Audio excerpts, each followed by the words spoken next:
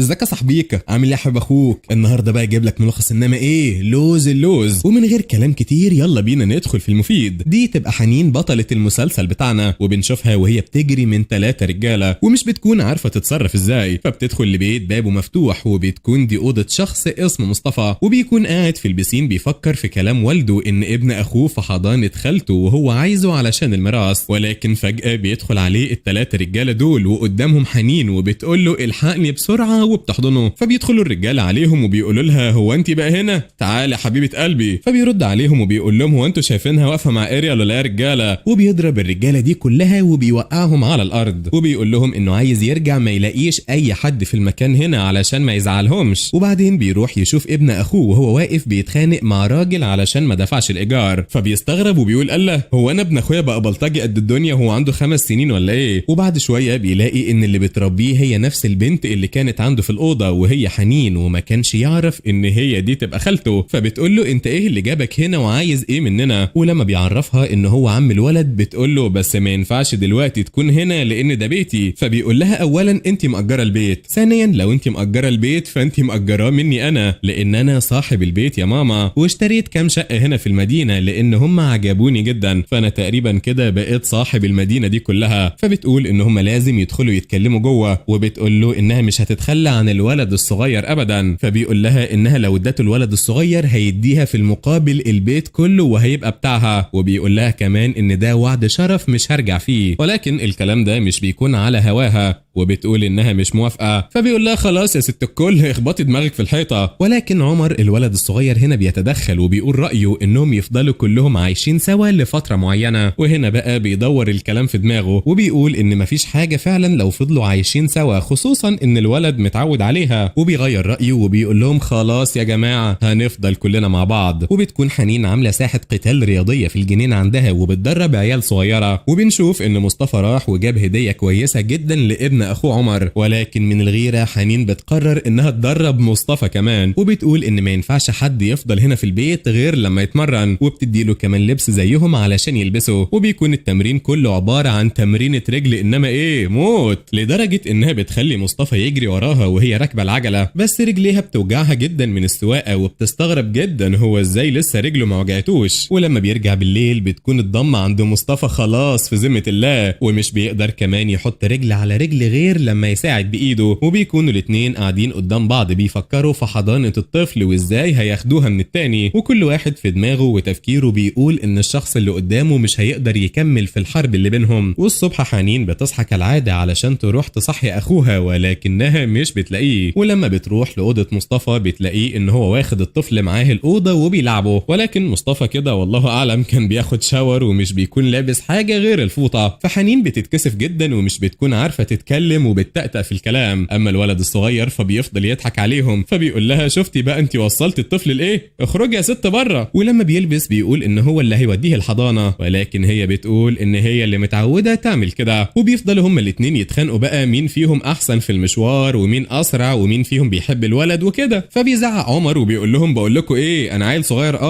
بس لو اتعصبت هزعلكم انتوا الاتنين، فشوفوا بقى مين اللي هيودينا الحضانه وانجزوني. فبيلعبوا طوبه ورقه مقص، والمفروض اللي يكسب فيهم هيوديه الحضانه، وبالفعل هو اللي بيكسب. ولكن بتاخد الولد منه وبتطلع تجري، وبتكون حنين مستغربه جدا هو ازاي يقرب من عمر كده بالسرعه دي، خصوصا يعني انهم ما كانوش يعرفوا بعض من زمان. وتاني يوم بتشوف حنين المساعد بتاع مصطفى بيعمل له مساج، فبتتضايق جدا من اللي بيحصل في جنينه بيتها ده، وبتقول لهم استغفر الله العظيم يا رب انتوا بتعملوا ايه؟ ما تخافوا ربنا شويه. ولكن بيرد وبيقول انه بيعمل له مساج عادي جدا لان ظهره وجعه بسبب الشغل. فبتقول له ان حله عندها دلوقتي انه يقوم يتدرب حالا، وبتقول انها تدخل الاوضه وترجع على طول تلاقيه جاهز. فبيطلب من المساعد بتاعه انه يتصرف، ولكن المساعد بيخلع وبيقول له ان ده مش من ضمن تخصصه. فبيهدده مصطفى وبيقول له خلاص بقى يا معلم يبقى تروح دلوقتي تصفي ورقك وتاخد مكافأة نهاية الخدمة وما اشوفش وشك تاني. فعلى طول بيقول له المساعد بتاعه تحب نعطلها لك ازاي يا كبير. وبتجيلها مكالمة التليفون وهي في الأوضة بتقول إن المدير محتاجها حالا، وبنعرف إنها أساسا مش شغالة في شركة ولكن كانت مقدمة على شغل علشان تكون وظيفة ثابتة، فبتسيبه وبتقول له إنه لازم يتدرب عقبال ما هي ترجع، ولكن بترجع متأخر جدا وبتكون هدومها كلها مبلولة بسبب إن في مطرة. وبعدها بيخرجوا يقعدوا في الجنينة وبيتكلموا سوا شوية، والمرة دي بتكون أول مرة فيها يتكلموا زي البني آدمين، وبيسألها هي ليه عايزة حضانة الطفل مع إنها مجرد خالة، يعني هي لا والدته ولا حتى المفروض تكون قريبته. فبتقول له لأنه هو فعلا زي ابنها وعمرها ما فكرت أبدا إنه ابن أختها. وبعدين بيدخلها علشان تنام لأنها خلاص بتكون بتنام على نفسها، وبينشف كمان الهدوم بتاعتها لأنها بتكون كلها مية. ولما بتصحى من النوم بتلاقي إن هو نام وهو قاعد على الكرسي، فبتغطيه وبتاخد عمر علشان تأكله بره. أما عمر فبيقول لحنين إنها تتجوز مصطفى لأنهم لايقين جدا على بعض وهو نفسه يكونوا سوا، فبتقول له إنه قاسي جدا وأصعب حد ممكن تقابله، ولكن الولد بينكر كل الكلام ده وبيقول إنه طيب جدا، ده حتى امبارح بالليل سهر علشان ينشف الهدوم بتاعتك بسبب المطرة، وبيقول إنه شافه ما نامش غير بعد الفجر وإنه هو عامل كاريزما كده بس على الفاضي، وبيقول إنه هو لطيف جدا معاه ومش بيزعله وبيحب دايما يخليه مبسوط، وبيعرفها إنها لازم تفكر في الموضوع بشكل تاني لأنه بجد هيكون شريك مثالي ليها، وخصوصا كمان إنه هو بيحبه. فبتقول له يعني أنت يا عمر رأيك كده؟ فبيقول لها و60 كده كمان، ده حتى يا ست اشترى لنا البيت وكان ممكن ياخدني بعيد عنك بسهولة، ولكن هو ما عملش كده. فبتوعد عمر إنها هتفكر في الموضوع ده، ولكنها بتطلب منه ما يفتحش الحوار ده تاني أبدا قدامها أو حتى قدام مصطفى. ولكن في البيت بقى بتحصل مشكلة بسبب واحد اسمه أشرف، وده صديقي بيكون صاحب حنين من وهم صغيرين، ولما بيوصل البيت وبيلاقي مصطفى نايم بيزعق وبيقول مين الراجل ده وإيه اللي جابه هنا. ولما مصطفى بيصحى طبعا بيسأله نفس السؤال، أنت مين وإيه اللي جابك هنا؟ والاتنين بيكونوا لابسين نفس التيشيرت، وعلى طول كل واحد بيتصل بالشركة وبيقول إن هو لقى واحد لابس نفس التيشيرت بتاعه. وبعدها بنعرف إن هو كان صديق حنين وقاعد معاها في البيت ساعات، ولكن طبعا مش بيبات لأن بنتين عايشة لوحدها. فبيقول له مصطفى والله يا أشرف أنت واد رجولة، بس بصراحة بقى البيت ده بتاعي وأنت ما ينفعش تقعد فيه أساسا، أما أنا بقى فهتصرف مع حنين لما تيجي. وأول لما حنين بترجع أشرف بيسلم عليها وبيقول لها وحشتيني جدا يا صاحبتي، وبتعرف الاتنين الشباب دول على بعض وبتقول لهم يتعاملوا مع بعض كويس لأن ما ينفعش البيت ده يكون فيه خناق، وبتقول إن هي همها الأول والأخير إن عمر يكون مبسوط معاهم مش أكتر. وفي الواقع عمر أساسا بيحب الاتنين وما عندوش أي مشكلة مع حد فيهم لأنه برضه في الأول وفي الآخر يعتبر طفل يعني مش حاجة. وساعتها بيقول أشرف إن هو عمل الغدا كالعادة علشان ياكلوا كلهم سوا، ولكن مصطفى طبعا بيكون متعصب لأنه غيران على عمر وعلى حنين، ولكن غيرته على حنين بصراحة غير مبررة بالكامل، وده لأنه أصلا لسه ما حبهاش، وده شيء بيكون غريب جدا. وبيقول إن هو أكيد أكله مش حلو ومش هيحبوه، وبيفضل كمان يطلبوا أكل من بره أحسن. ولكن حنين بتقول له يا عم أنا بحبه، أنت زعلان ليه؟ أنت مالك بيا أساسا؟ هو أنت أساسا يا مصطفى بتتكلم ليه؟ ولا منك يعني صاحب البيت؟ عموما يا اخويا لو مش عايز تاكل ما تاكلش. فبيقول على فكرة انا ما كنتش بتكلم عليك انت، انا كنت بتكلم على عمر. وبيسأل عمر تحب تاكل من اكل عمك ولا ناكل من بره؟ فبيقول عمر انه اكيد هيفضل ياكل من بره مع عمه، ولكن بيني وبينك اكل اشرف جميل قوي وانا بحبه. فبيتأسف لعمه علشان خذله في موضوع حساس جدا، ولكن بيقول له يا عم هعوضها لك ولا تزعل نفسك. ولما بيخرج عمر ومصطفى يلعبوا في الجنينة اشرف بيعرض عليها تسكن معاه في البيت، ولو مش عايزة تخرج من بيتها فهو يقدر يشتري البيت ده من مصطفى وما يكونش ليه عليهم كلمة. ولكن هنا بقى بيجي مصطفى وبيتدخل وبيقول بيت ايه يا ابو بيت، وانت ما تعرفش مصطفى الدسوقي ياد ولا ايه؟ ده البيت ده مخصوص بقى اغلى من الشارع ده كله، انت اساسا ما تقدرش تشتريه، ده انت مستفز جدا يا اخي. فبيقول اشرف انا برضو اللي مستفز يا اخويا، ياد ده انت جاي شاري البيت منهم وقاعد غصب عنهم. وبعد اشرف ما بيمشي بيقول مصطفى ان هو مش موافق تكون مركزة مع اشرف كده وسايبه الواد. فبتساله وبتقول له هي امتى اصلا ركزت مع اشرف وسابت الواد؟ فبيقول لها ما تدخلينيش في تفاصيل دلوقتي، انت تسمعي اللي انا اقوله خلاص. فبتقول لنفسها الواد ده يا عبيط يا اما عبيط، بس خلاص بقى هناخد المجنون على قد عقله. وهنا بتيجي مكالمة من الحضانة وبتقول المدرسة انها محتاجاها تجيلها حالا دلوقتي، ومصطفى طبعا بينط في الحلل وبيروح معاها علشان بيكون عايز يعرف كل حاجة عن عمر. والمدرسة بتقول ان عمر كان مشارك في نشاط جمع الازازات البلاستيك، ولكن في اليوم ده عمر خرج ورجع بيعيط ومش معاه اي حاجة. وفي الوقت ده بيفتكر مصطفى لما شاف عمر بيلم الحاجة من الارض وافتكر ان هو بيلعب، ولكن ساعتها رماله كل حاجة في الزبالة. وبيقول انه ساعتها عاتب جدا على حنين انها مش واخدة بالها من الطفل، وكمان قال انها مهمله وبتخلي الطفل يلعب في حاجات ممكن تخليه مصاب بمرض خطير، وده يعني لان الحاجات دي ممكن يكون عليها فيروسات وكده. وبالمناسبه يعني هو كلامه صح، ولكن ده برضه نشاط في المدرسه وهو كان لازم يعمله. ولما بتحاول حنين تبرر الموقف بتقول للمدرسه ان في متسول جاهل عديم المسؤوليه اخذ الحاجه منه وهو رايح بيها على الحضانه، وبتعتذر منهم جدا على سوء التفاهم اللي حصل ده، وبتقول انها اخر مره تتكرر، وده لانها عارفه ان عمر ولد كويس واكيد ما كانش قصده يعمل كده يعني. ولما بيخرجوا بتقول له انت محتاج تركز مع نفسك اكتر ما انت مركز معايا، انا بقول لك اهو علشان انا كل خطوه بخطيها انت بتعلق عليها، وانا بصراحه مش عايز اعاملك بالمثل علشان ساعتها هتتقمص. وفي الوقت ده طبعا بتكون زعلانه منه جدا، فبيسال المساعد بتاعه لو حد متضايق منه وهو عايز يصالحه يعمل له ايه، وده طبعا لان ابننا مصطفى مش بتاع مشاعر والحاجات دي وما يفهمش فيها اي حاجه. فبيقول المساعد ان هو فاهمه وعارف هو كمان عايز يصالح مين، وبيطلب من مصطفى يسيبه هو يتعامل. وبالفعل بيقول لمصطفى طب طير انت بقى وحش واعمل اللي انت عايزه، ولكن لو ما نجحتش انا هرفدك. فبيروح المساعد وبيلبس لبس الدب وبيكون معاه زهور وبيحاول ان هو يراضي حنين، وحنين الطيبه الغلبانه بتكون فاكره ان مصطفى عمل كده علشانها وان هو لابس اللبس ده علشان يضحكها، ولكنها بتشوف مصطفى جاي جنبها عادي جدا وهو لابس البدله بتاعته ومش بيكون هو الشخص اللي جوه اللبس بتاع الدب. فبتزعق له وبتقول له تصدق يا اخي انا افتكرتك كنت هتبقى بني ادم وبتصالحني، ولكن انت عديم المسؤوليه وكل يوم بتثبت لي ده، وحسبي الله بقى ونعم الوكيل فيك وفي كل الرجاله وفي اي حد مصطفى ابو حجر. فبيبص للمساعد بتاعه اللي الخطه بتاعته بدات تفشل، ولكنه بيقول له ما اقدرش ارشي المشاعر يا ريس بصراحه. وبتكون رمت الورد لمصطفى وبيكون زعلان جدا لان هو بيحب الورد وبيحب يهديه، فبيقول يبقى كده بقى خلاص انتهت حلول السماء وخلصنا من الناس الكبيره، فاحنا بقى ممكن نسال العيال الصغيره. وبيروح للواد عمر وبيقول اما اسال ابن اخويا يمكن يفيدني، وفعلا بيساله لو هي بتحب حاجه معينه علشان يعملها لها، فبيقول عمر انها بتحب المفاجآت جدا ولو عمل لها مفاجاه تفرحها هتنسى زعلها اساسا ومش هتفتكر هي اساسا كانت متضايقه منه ليه، ولكن هو ممكن يختصر كل ده وما يعملش اي حاجه لان هي قلبها ابيض وهتلاقيها نسيت كل حاجه لوحدها. بس هو بيحاول يعمل حاجه علشان خاطرها وبيعمل سفره حلوه جدا، واول لما بتيجي بيحضنها كمان وبيعاكسها كمان وبيقول لها مالك يا حنين حلوتي قوي النهارده كده ليه، فبتقول له انت بتتكلم كده ياض ما تنشف كده وتعادل بدل ما اعدلك، فبيقول لها تصدقي انك جرحتيني يا بت، فبتقول له على فكره انت كل يوم بتثبت لي انك عبيط بس انا بصراحه دلوقتي مش فايقالك اوعى بقى من وشي. وبتكون صاحبتها اتصلت بيها علشان يخرجوا يقعدوا سوا شويه وتحكي لها كل حاجه، ولما بيروحوا يقعدوا سوا بتقول لها انها عرفت ولد وان هو وسيم جدا وبيعملها كويس جدا جدا وانها الظاهر كده والله اعلم بدات تحبه. فبتقول حنين يخرب بيت الحب وسنين الحب، ولو كان ده حب بقى فيولي منه، وتحياتنا للاستاذه نانسي عجرم. المهم صاحبتنا دي بتتاخر جدا على استاذ كاريزما اللي بيكون قاعد مستنيها، فبيقرر ان هو يروح المكان اللي هي فيه ويجيبها بنفسه. وتاني يوم حنين بتصحى على صوت زعيق قدام باب البيت وبتكون سامعه صوت زعيق ست، ولما بتخرج بتعرف ان عمر ضرب ولد معاه في الحضانه، ومش بس كده ده كمان كسر له دراعه. فبتقول لامه يعني بصراحه حته البونبونايه اللي عندي دي كسرت ايد ولد معاه في الحضانه، ما يصحش الكلام ده طبعا. فبتقول ام الواد ايوه طبعا يعني هو انا هتبلى عليكم،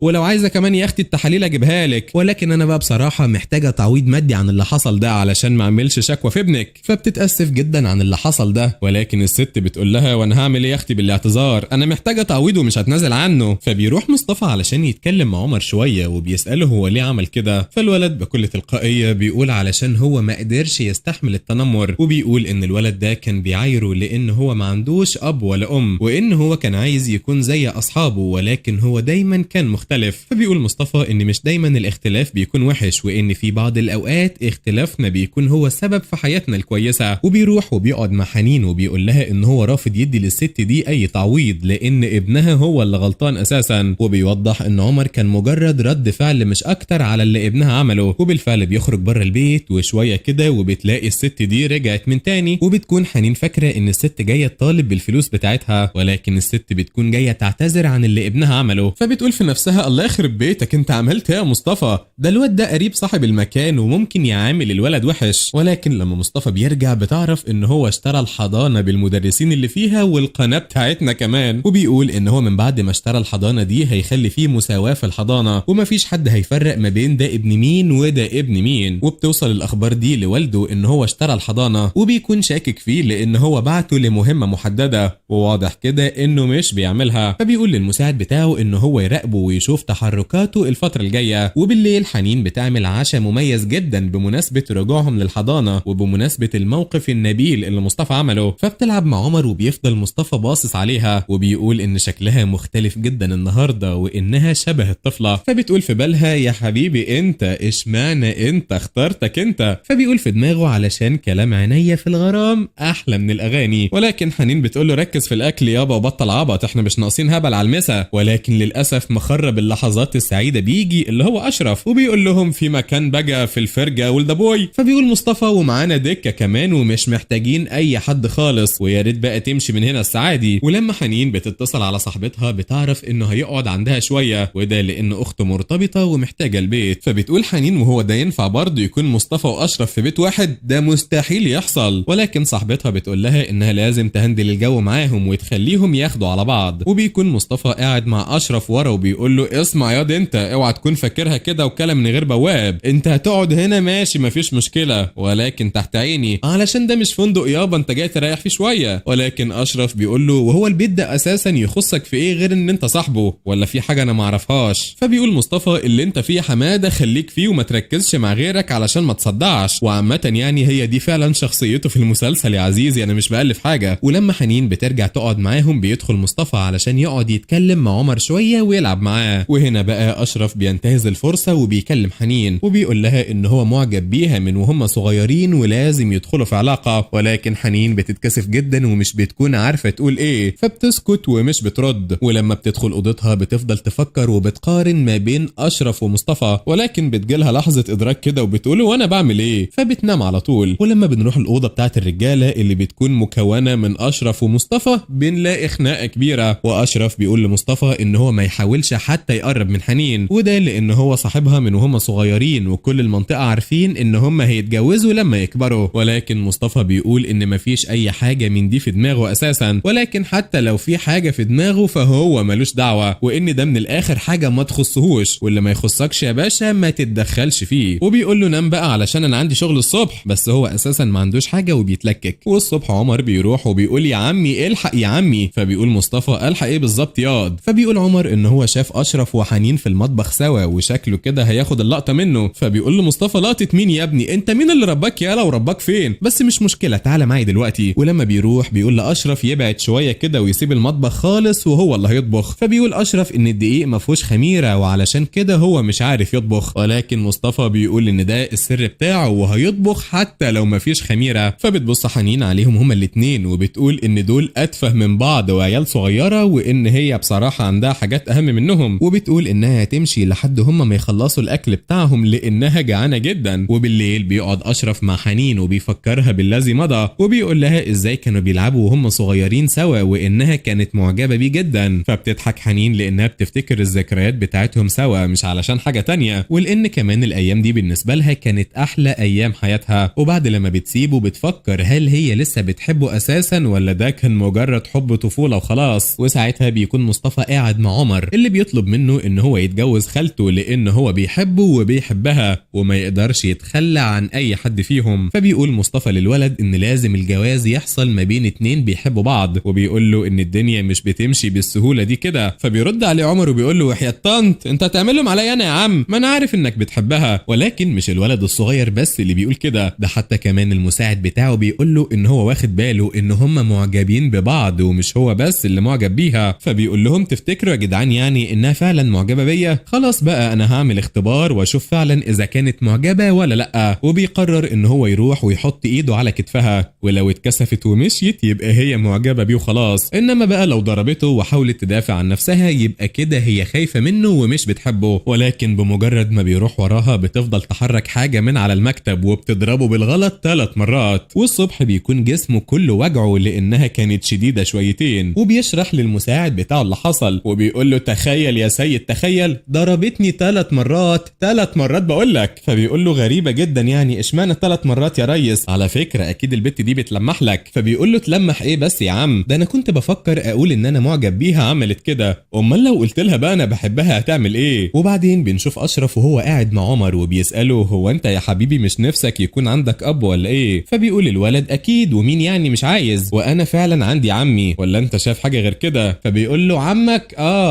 طب اسكت بقى يا حبيبي اسكت. وبعدين بنشوف المساعد بيتكلم مع مصطفى وبيقول ان البنت معجبه بيه وهو متاكد من ده علشان شايف حالات كتير وهم منهم. وعلى راي الواد الصغير لما قال الحب بيبان في العين، وهم الاتنين اول ما بيشوفوا بعض بيكونوا منجذبين جدا لبعض، وبينصحوا انه يدخل من بوابه الولد الصغير، وبالفعل بيعمل كده وبيقول ان المدرسه بتاعته محتاجين صوره عائليه. فبالفعل بيتصوروا هم الثلاثه وبيتصوروا صور كتيره حلوه جدا، وبيفضل مصطفى يبص في صوره يكونوا فيها قريبين لبعض، ولما هي بتشوفه بتمسك الصوره وبتساله اشمعنى دي يعني بالذات؟ فبيتكسف جدا وبيقول على فكره الصوره مش حلوه وانا بس كنت ببص عليها علشان اقطعها. ولكن حنين بتقول ان الصوره حلوه جدا وان شكلهم فيها حلو وعيله بجد، ومن جواه بيكون فرحان فرحه العيل الصغير، وبيلعبوا قدام البيت طوبه ورقه مقص على مين فيهم اللي ياخد الصوره. ولكن بعد اللعبه كل واحد بيعترف لمشاعره بالتاني، وبيبان ان الاتنين فعلا معجبين ببعض زي ما المساعد قال. وفي الوقت ده والد مصطفى بيبعت رساله لابنه ان هو تعبان وفي المستشفى ولازم يجي، ولما بيصحوا الصبح وبيروحوا لاوضه مصطفى بيلاقوا ان هو مش موجود، فبيقولوا ان اكيد حصل له ظرف علشان كده مشي، ولكن هي بتكون خايفه جدا عليه وما بتاكلش. فاشرف بيروح وبيجيب لها اكل علشان ما ينفعش تقعد من غير اكل كتير كده. وتاني يوم الصبح عمر بيقول لهم انهم لازم يدوروا عليه، ولكن هي بتقول ان هو كويس ولكن عنده شويه شغل. وبتكون بعد العصر في المطعم وبيجي اشرف وبيقول انه راح ياخد الطفل ولكن ما لقاهوش في المدرسه، ولما شاف الاخبار لقى ان عيله مصطفى اعلنوا انهم هيعرضوا حفيدهم الاسبوع ده، وبتفكر ان هو عمل كل ده علشان ياخد الولد بس مش اكتر. وبنشوف ان جد عمر قام وبقى زي القرد وبيقول للولد ان هو هيفضل معاه طول العمر وهيحافظ عليه، ولكن الولد الصغير بيقول ان خالته لازم تكون عايشه معاهم لانه هو بيحبها جدا. ولكن مصطفى بيقطع كلامه وبيقول لما والدي يقوم بالسلامه نبقى نتكلم بقى في الموضوع ده. وفي الوقت ده حنين بتيجي وبتعاتب مصطفى على اللي هو عمله لانه اناني ولعب كمان بمشاعرها، فبيقول ان كل ده ما حصلش وانها غبيه، ولكن بيطلب منها فتره صغيره وهيرجع الولد. وبعد كده بيمشي وبيسيبها لانها قالت كلام يعصبه وان هو كان بيستغلها. اما جده بقى فبيكون خلاص جاب اخره وبيطلب من المحامي يروح لحنين ويطلب منها تتنازل عن الطفل. ولما حنين بترفض تعمل ده بيقول ان مش معاها ولا مرتب ثابت ولا حتى بيت، لان البيت ده بتاعهم هما، يعني من الاخر كده لو رفع عليها قضيه هيكسبوها تاني يوم الصبح، وده طبعا يعني مش في مصلحتها. ولكن لو وافقت دلوقتي هيدوهم مكافأة مادية كبيرة جدا، وبكده هتكون خرجت كسبانة وكمان هتقدر تيجي تشوف الولد في الوقت اللي هي عايزاه. ولكن مصطفى بيكون قرر الجواز منها علشان خلاص تفضل مع الولد بقى، وبالفعل بيروح وبيشتري الخاتم. ولكن أشرف بيكون في نفس الوقت ده بيعرض عليها الجواز، ولكن مصطفى بيجي في الوقت المناسب. ولما حنين بتشوفه بتجري عليه وبتحضنه وبيقول لها انه حبها وما كانش بيضحك عليها، ولكن والده اجبره بطريقة غير مباشرة انه يسيب البيت ويمشي. وبيكون والده قدام الصحافة كلهم بيتكلم عن حفيده، وهنا مصطفى بيجي في الوقت ده وبيقول هو فهم بس دلوقتي اشمعنى اخوه ما اداش الوصاية لجده واداها لخالته، وده طبعا لانه عارف ابوه كويس جدا وان مستحيل يكون همه على حفيده، ولكن الشركة بالنسبة له هي رقم واحد واهم حاجة. وبيقول انه قرر يتجوزها وهيخليها الوصية عليه عادي جدا، ده كمان هيدي الولد نصيبه من الشركة. وهنا بيعرض عليها خاتم الجواز وبتوافق عليه، وبالفعل بيتجوزوا وبيعيشوا في تبات ونبات، ولكن بيكتفوا بعمر بس في حياتهم ومش بيخلفوا تاني. ولحد هنا بتكون خلصت احداث مسلسلنا النهارده صاحبيكا. ما تنساش بقى اللايك والسبسكرايب وتروق علينا كده علشان يوصلك كل جديد. اشوف بقى وشك على خير، سلام.